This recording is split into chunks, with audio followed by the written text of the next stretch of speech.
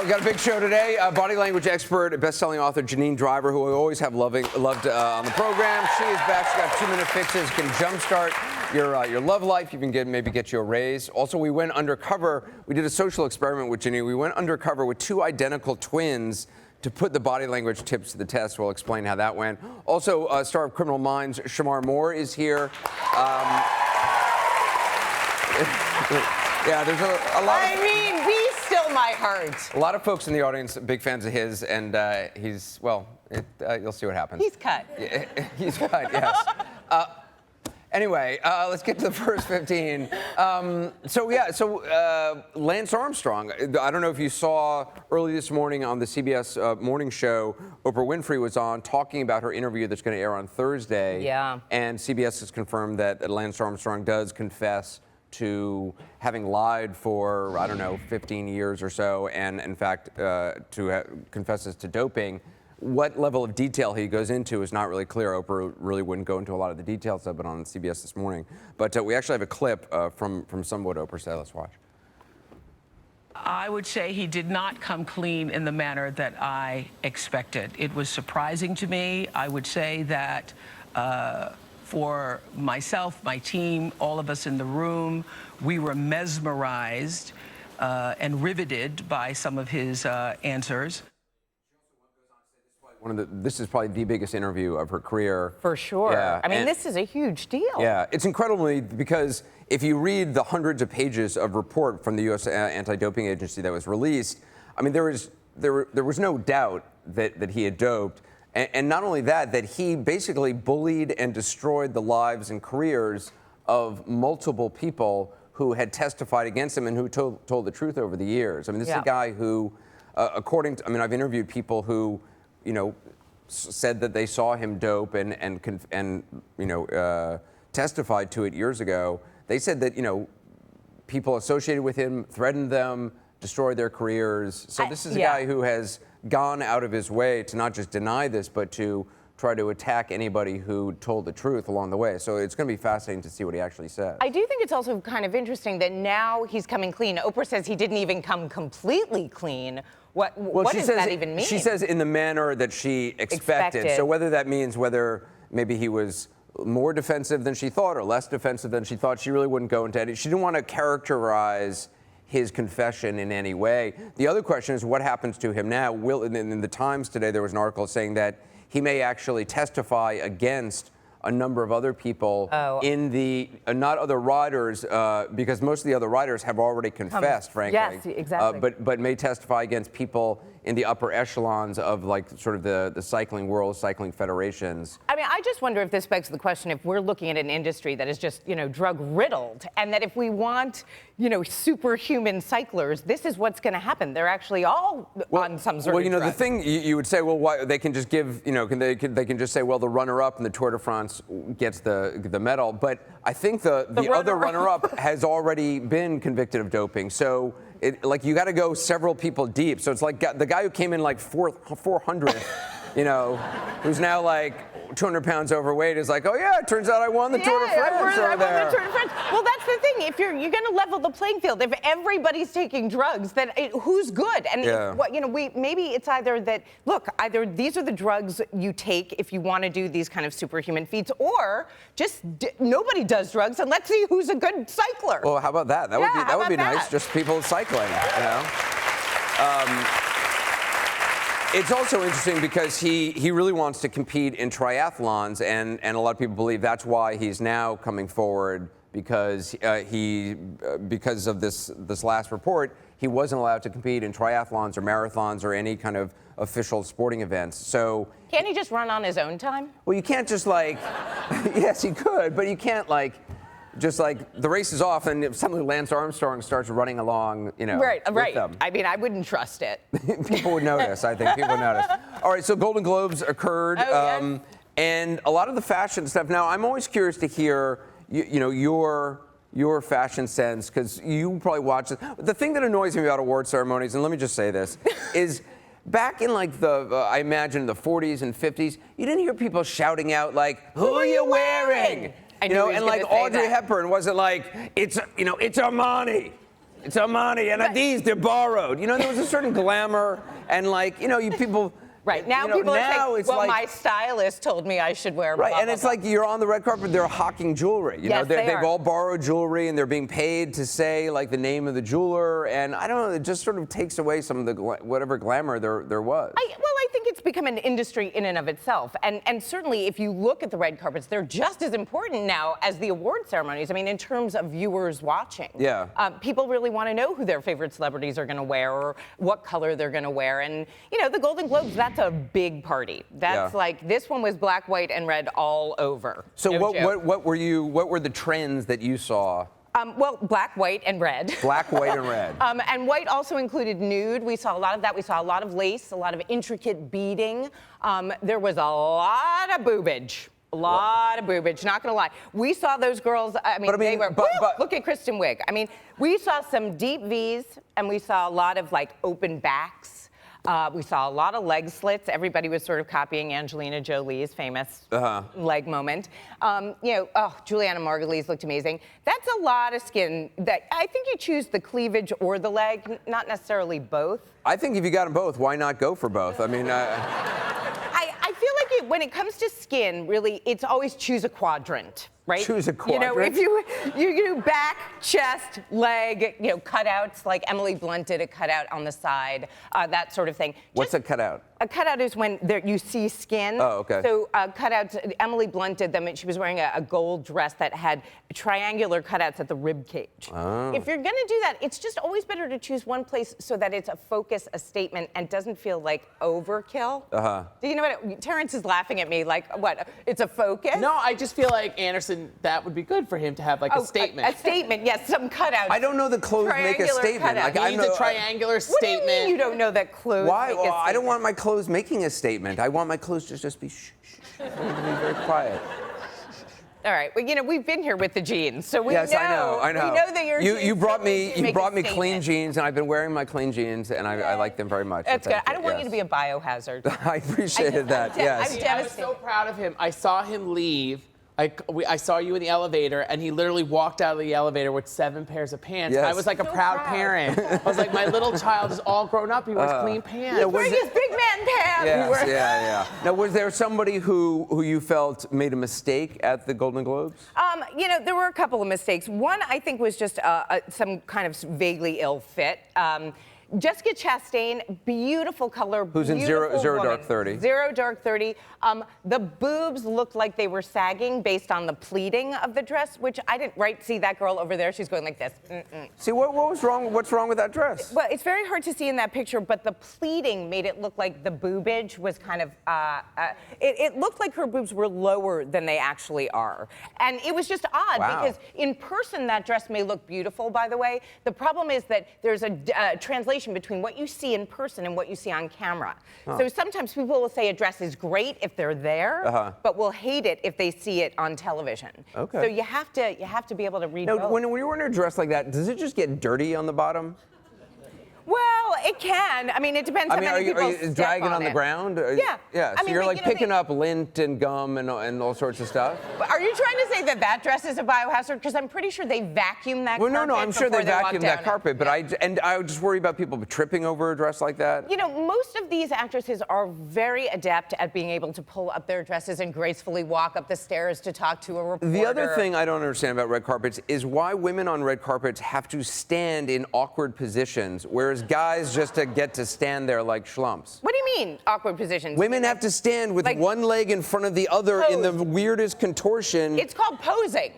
But why does a woman have to do that and a guy just stands there? Why can't a woman just stand there? I feel like guys pose too. I feel like they do a little... No, not in that ridiculous, awkward thing.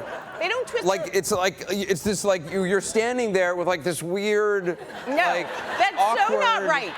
I'm sorry. I can't allow this. It's this. What is that? It's this. It's this. Because women have curves, and the idea is to show off a curve and lengthen the leg at the same time. But it's so you're weird. going for a V formation. You want a wide shoulder and a narrow waist. It just, go like this. yet again, it just seems like a horrible double standard that women have to live up to. That seems totally unfair. Listen, it's because we have different body shapes, different but equal, Anderson. That's what I'm saying. So if we have to do a little twist and turn on the carpet, that's what a heel is for. That's what you pose for. I don't think it's right. You don't think it's right? No, I don't think it's right. I don't think it's right. I think it's a double standard. Right. Okay, so there's also all this weird stuff in men's fashion. I guess last week was what, Men's Fashion Week in Milan or something? I think it was London, yes. London, what do I know? So Milan, London. I saw a couple pictures in the news, and I mean, I just don't understand fashion. And take a look at this one thing. I mean, what guy would actually wear this? Take a look. Okay. Yeah.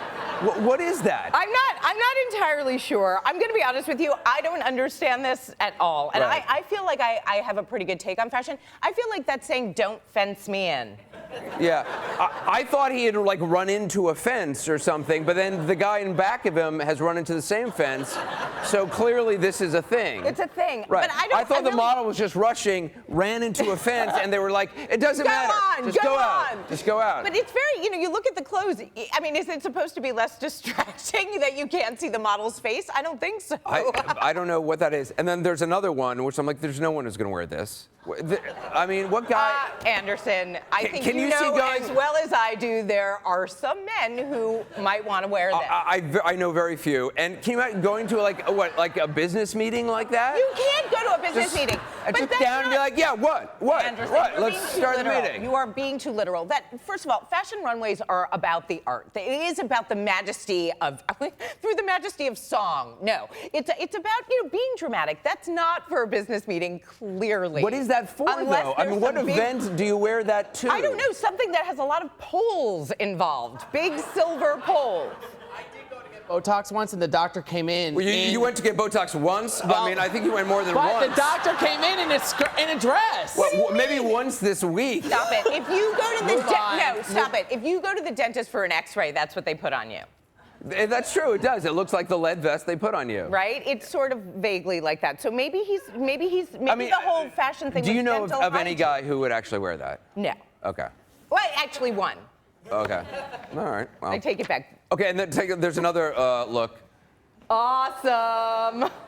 So I don't even know. That is craziness. That is basically knitting that went awry. Like It's somebody like went nuts.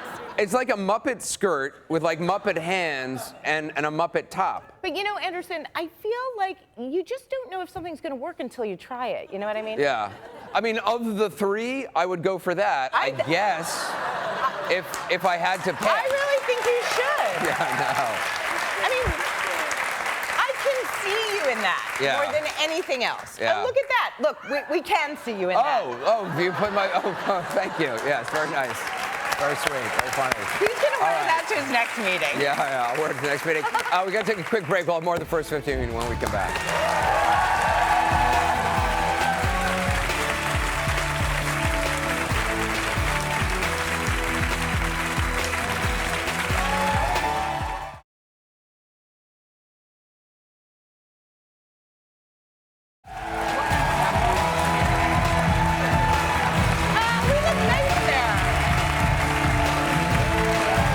Welcome back. We're here with my co-host, Stacy London. Our blogger of the day is from Shape Magazine. You have an announcement to make. Yes, I do. I am going to be the new style editor-at-large for Shape Magazine. That's great. Thank you.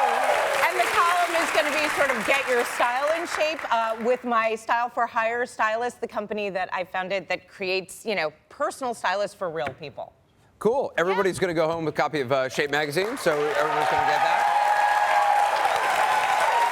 So the first time you were here, you made me wear and you gave me this ridiculous cat sweater. Could you take ridiculous out of it? Okay, I mean, which you said was very fashionable, and I was like, "What are you talking about? This seems like silly." And then a few weeks later, we had Judd Apatow and his family on the program. They had this new movie, This Is 40. And Maude Apatow, who's a great kid. Super cool. Super cool. She was wearing the cat sweater.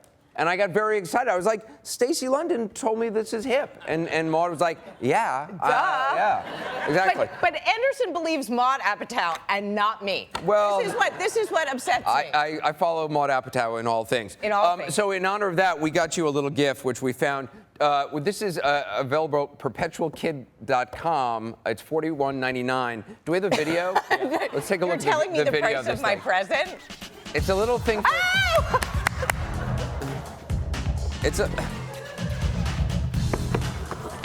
a scratch pad for cats. For cats, Yeah. like to be a little DJ. Right.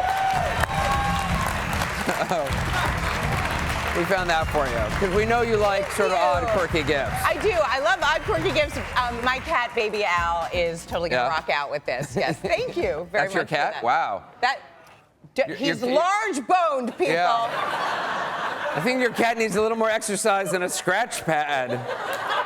We should have gotten like a hamster wheel or something for that. Wow. Do not judge Baby Al. Wow. Anderson, No, don't I judge. mean, how old is that cat? He's 16. Oh, okay. All right. Yeah. So I'll give her. Shut Yeah. up. I've had him since he was 4 months old. He's a rescue, so he's been Yeah. with me a long time. Sure. Yeah.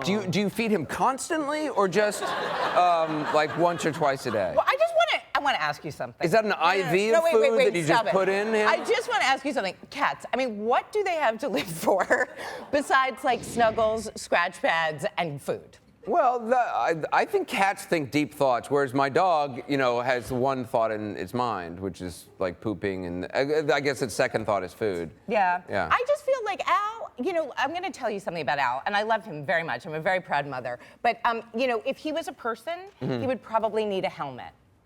Oh, really? Like, just for everyday living. Like, Al is the type, I swear to you, Al is the type of cat that will get on the couch, and while everyone else is facing out, he will face the back of the couch. Oh, nice. Nice. Let got some the guy issues. alone. He's had some issues. Hey, listen, I want to congratulate our Associate Director, Sarah Tanner. We've had our first Anderson Live baby, Haley Samantha.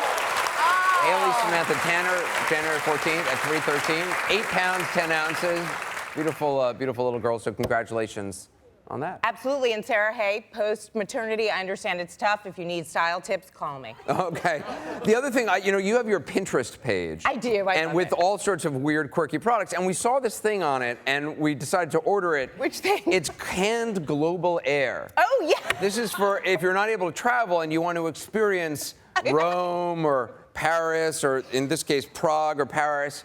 You can buy these things, and it's a can of air, allegedly from this place. And it comes in a box with like a photograph of your can in front of the Eiffel Tower, I guess, as proof that it's somehow. But you gotta love the name. It can be global. Can Get be it? global. Yeah, I got it. Get I got it. So look, there's Prague. And so I've got a can of Paris here, and I guess. How come you get Paris and I get Prague? Well, which do you want? Okay. Okay, so here's Prague. So I'm going to open up. I'm going to experience Prague. Okay, that was great. This smells French to me. It smells exactly like Prague. That's I know. it. I find these things and I put them on my Pinterest page because I cannot believe they're actually I'm happening. going to smear a little Prague on me. Just I mean, it smells like an Pressure empty point. can. Pressure point. It smells. I should have thought of this. Why didn't I think of this business? I'll be like, oh yeah, sure. This can is. I don't even know from what. I know. You can enjoy the atmosphere of wherever. The box costs more than this. I mean, there's nothing in here. This is an empty can. I don't. It's very weird. Yeah. Yeah. All right, we're going to be right back with all new hidden camera experiment on body language. Janine Driver is here. We'll be right back.